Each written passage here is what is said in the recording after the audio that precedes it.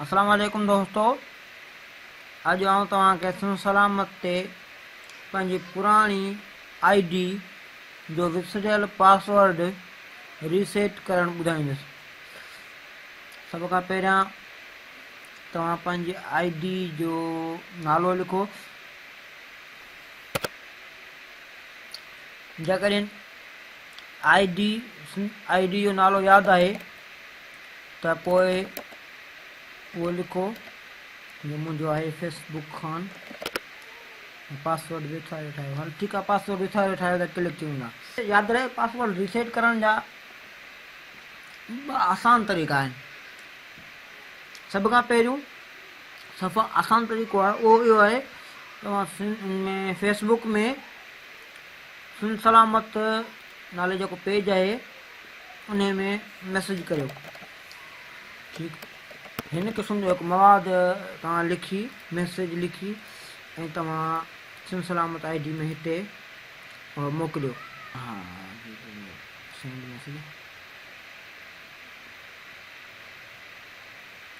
ठीकु, हाणे असांखे मैसेज सुन सलामत ते मैसेज वियो हलियो। नंबर ॿियो तरीक़ो, असां पंहिंजे ईमेल ज़रिए पंहिंजो पासवर्ड हासिल करे सघूं था। हिते पंहिंजी ईमेल लिखंदासीं amdamedia@gmail.com। लव सिंध जंग लिखो, सिंध पासवर्ड रीसेट कर क्लिक कंदासीं, पासवर्ड रीसेट थींदो। ठीक है, ॾिसो हिते नोटिफिकेशन अची वियो त पासवर्ड जी तब्दीली दरख़्वास्त अमल कंदे अव्हांखे तरीक़ेकार ईमेल में मोकिलियो आहे। बराए महिरबानी फरमाए पंहिंजी ईमेल ॾिसो। ईमेल ॾिसो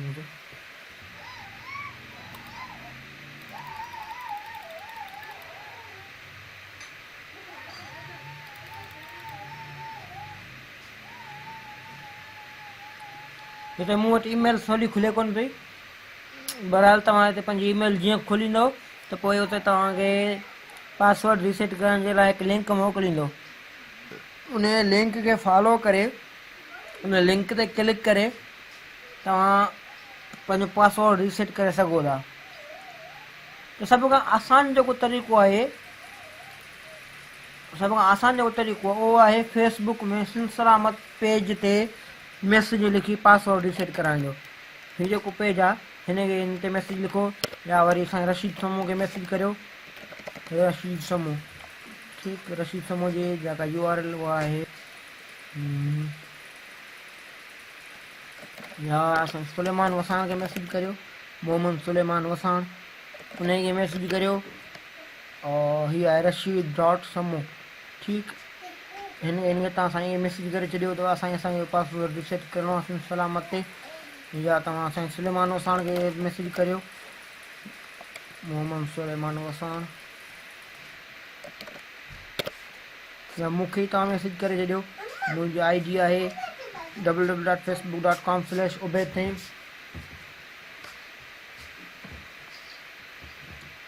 ठीकु, असांखे जीअं मैसेज कंदो तव्हांखे थोरे ई वक़्त में पासवर्ड रीसेट करे ॾींदासीं। ईमेल खुले कोन पई। बहरहाल आसान तरीक़ो जेको आहे उहो फेसबुक ईमेल जो आहे।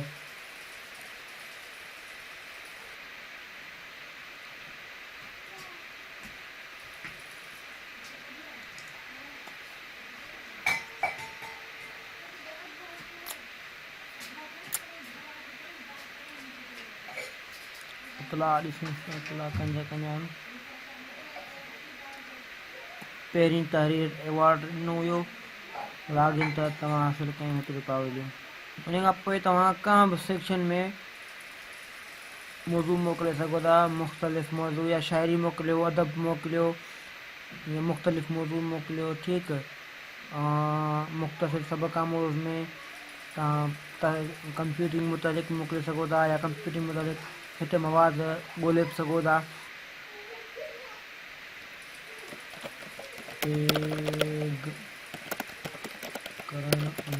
मसलो लिखी इंटर प्रेस कंदासीं त मवाद ऑटोमेटिक असांखे थी वेंदो। में तव्हां जेकॾहिं को मसइलो पेश अचे तो पोइ तव्हां सिंध सलामत में पुछणा न मुंझणा सेक्शन में मसइलो मोकिले सघो था।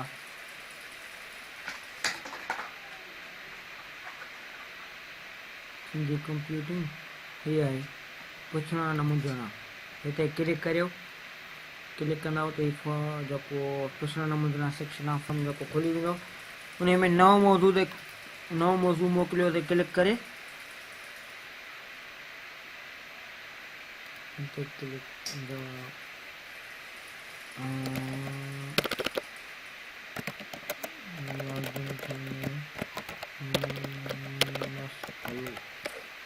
हिते तव्हां कुझु बि लिखी सघो था।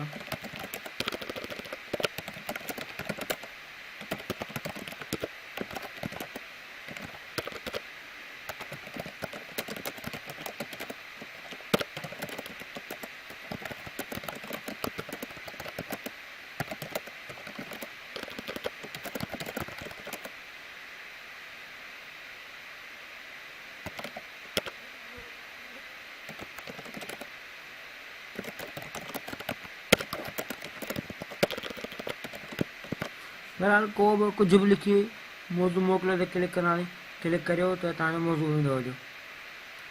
ठीकु।